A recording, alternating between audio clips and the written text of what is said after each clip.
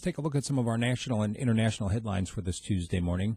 Russia apparently under attack. There was a subway bomb that went off, actually two bombs, one actually on a subway car in between stations and another one at a subway station. There was a third explosive device that was defused in time before it went off at a different subway station.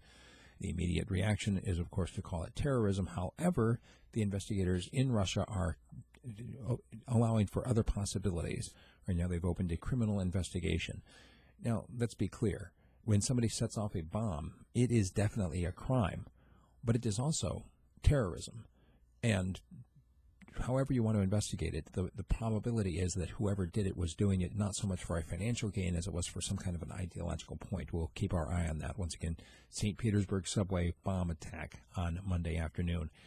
In Gibraltar, the whole row between Britain and Spain right now over the possibility of Spain getting to keep Gibraltar when Britain leaves the UK, or rather the UK leaves the EU. That's right, Brexit. Well, there was talk now of possibly the UK defending their holdings overseas, just like they did the Falkland Islands back in 1982. Prime Minister May is laughing it off, saying that right now they're definitely jaw. It's referring back to a comment being made by Winston Churchill about the current negotiations. Was it jaw or war? And Mrs. May said, no, we're definitely jaw right now. Syria's so-called moderate rebels are forming a new alliance, still continuing to fight against the government in Syria.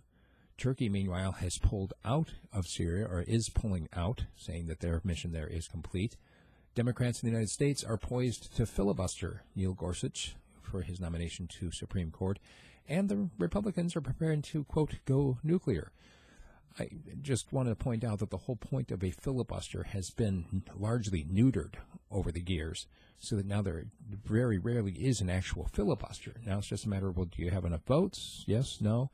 And there's no discussion. And the whole point of the filibuster was to allow people the mental process of discussing something to a point where it either opens somebody's eyes or makes somebody else say, oh, no, we're not going to do that. Trump is meeting with the new president of Egypt. He's being strongly encouraged to mention the prisoners being kept in Egypt, including some Americans. Did you know there were Americans in prison in Egypt? Russian meat exports have doubled in the last couple of years, and there are some neo-Nazi threats that have forced a Jewish group in Sweden to close. People are literally too scared to go and meet at their center right now. And looks like Theresa May has warned Donald Trump against the idea of unilateral action on North Korea. We reported on that yesterday, that Trump is saying that he's prepared to go it alone.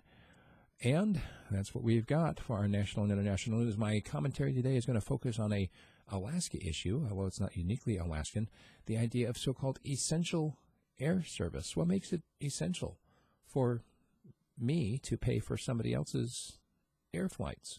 We'll talk about that. Check it out at radiofreespeech.com.